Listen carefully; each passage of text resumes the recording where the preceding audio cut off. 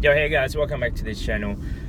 I've been thinking quite a while, and I'm thinking in my head, is everyone expenditure the same as our expenditure? It's probably not.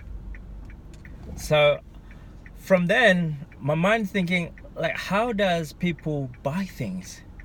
Is it because you guys being influenced by other, the marketing out there, advertising, for example?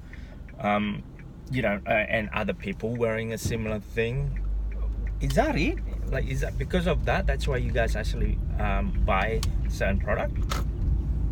Now, I don't have a lot of things, let's say, yeah, and I think that's the reason why we are not in the hangover, the debt hangover.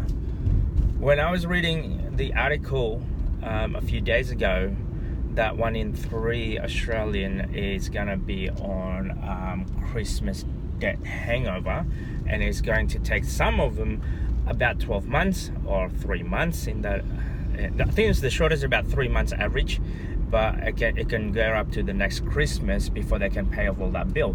In my mind, it's like, why would you do that to yourself? It doesn't make any sense. So yeah, a debt hangover that is going to take you 12 months to recover, you're not setting yourself forward, let's say, in life. So my thought process is, from then on, and I look around, I wonder if it could be because my surrounding people is a similar mindset or similar lifestyle that I have, so we all think somewhat similar way. My thought process is this: every time we need to buy something, we always think about, is it a want or is it a need? Okay, so is it a want or is it a need? An example would be this car, yeah? So this car, we had a working car previously, but the air condition was, I guess it stopped working. And when it stopped working here in Sydney, Australia, during summer, it's not fun. It can get up to about 40-degree heat. I tried to fix it, but it seems like I'm not going nowhere. And it failed after a couple of different mechanics. So I figured, okay, then I'll probably just sell it and get a new car. Get another car, not a new car. But then when I sell it, I knew that it's gonna be losing value, and I'm willing to cop that. So I bought my car, and the other car was, I think it's about 18,000, something like that, or 15,000, somewhere around there. But I paid it in cash. I didn't pay it in finance, and because it was a working car, and I knew I'm going to depreciate in value, let's say, and I know I had a lot of mileage on it. I don't really mind, because I use that as tax purposes anyway. And anyway, that's beside the point. I paid it in cash. But then when I buy this car, all of them is because of a small need. I need a car that have an air condition. That's it. A small car, big enough for 4 of us.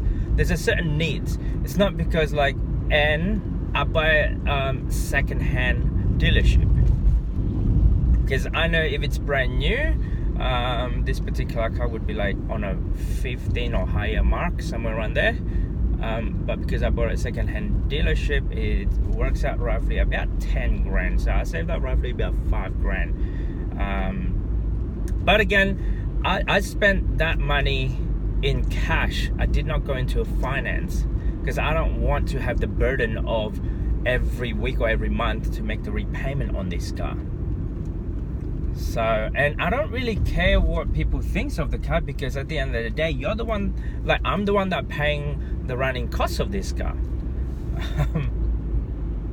So unless I earn a huge amount of income, and I looked at a car is this, it's a transportation that get you point A to point B. It doesn't make sense for people who out there is buying a brand new car and your income is kind of low. Now, and that's, I guess, this, to make things simple, minimize debt, and we paid it in cash, and we don't want to have the headache of, and the thing is, I knew at $10,000 car, I knew if it's tomorrow broken or tomorrow gets scratched or somebody hit me, it's not a big deal. I'm not going to I guess, make a big fuss out of it. That's the reason why I bought this car. That's my thought process. I mean, I really want to get a Tesla. I want to get like a $100,000+ car, but in my mind, why would I want to be like, one, I don't have the money to buy a car, and even if I have like $100,000+ car to spend, I'd rather buy a house instead of a car. With $100,000, I could get at least 1 to 2 properties instead of spending it on a car that is going to depreciate in value. So, and why would I want to get myself in debt for $100,000? Doesn't make any sense. And on top of that, with a car, I know for sure with tomorrow, if I'm going to sell this, it's going to be lower than what I paid for.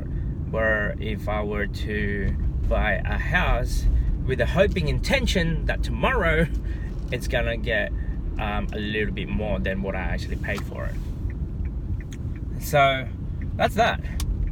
Like, that's based on a car. Clothing, another thing, yeah? So my wife and I talk about it. I remember when we were single, we love brand, like, your DKNY, your Tommy Hilfiger, Jag, and all that jazz, yeah? Like all your brand Gucci for my wife, for example. That was the lifestyle that we were in because we were young, professional, and earning a good income. And as soon as we become a family, we think twice buying branded stuff. So instead of buying like one shirt that is going to go for about $100, I end up shopping at Kmart. Because I look at it beforehand, what am I doing? Why am I spending that much money on a shirt where I can get a shirt like for $100? I could probably buy, I don't know, about at least 5 shirts. So, you know what I mean? Like, those little things, and because we have a family now, we're looking at, okay, all right, then why do I need to buy that branded stuff? And then we don't really need it. For what reason do they need a branded stuff? The kids doesn't understand what branding anyway. As long as they have a shirt and not naked, that's all that matters. And that's, yeah, and my I guess in a sense, your thought process have to change for you to understand how money works, to understand the lifestyle that you want to be in. So if you're gonna have a debt that is gonna be quite big and it's gonna take you a whole year to pay it off, why would you want to do that? Versus, you know what, most of the things that we have, like that I have that accumulated, they all just junk anyway, like ended up in the landfill. And that's how I see things now. It's like, if you're buying a Christmas present, that's only gonna have a short burst of happiness until the next event, the next special holiday, let's say. No point of you try to buy those things unless it's a necessity, yeah? Like if you gotta pay rent, for example, you gotta pay your mortgage, it's a must. And maybe having a fuel on your car because you need to go to work, and that's a must. Even that alone, if you can take public transport instead of a car, then that's better off. So sometimes when I looked at young people that have a better car than me, I scratch my head, like, how much did you really pay for that? Like, how much are you guys in debt? Like, how much do you figure out that a car finance, it looks cheap in a weekly basis, but at the same time, like, you're paying it on your future income. I don't like that. I don't like the idea of have committed to pay a big bill if I know that that's gonna eat me on my future income. I'd rather have my current income, whatever I have in my saving, to provide that. So that's how I look at things. I don't buy anything on credit. If I can't afford it, I don't buy it. What else is that? Like, we're going on a holiday soon, and when we went on that holiday, there's a lot of packages out there that said, what was it, that you should be, some of the companies out there now, you can get like a 0% interest free holiday packages, but that would mean you still have to pay that later on, like later on when you finish with the holiday. Whereas us, it's the other way around. A holiday is a treat for us if you achieve something. So yeah, I look at holidays like that. I look at a holiday is like, if you can afford this, that means you have achieved this in your life or throughout the year.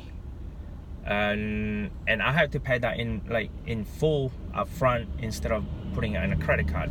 Because if you do paying it in a credit card, you ended up paying it on an interest, and that's not cool. Paying a holiday on an interest, so you end up paying more. So that goes with any other retail debt out there that I have. It's like, why do you need to be in debt just because on a Christmas? Why do you need to be in a consumer retail debt, which I don't get? So anyway, that's just a burst of this morning.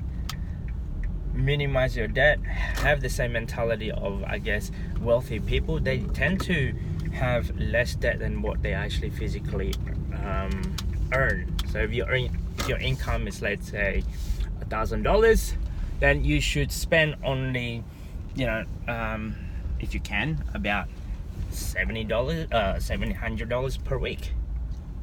So anyway, I'll see you guys in the next video. I'm in a car park.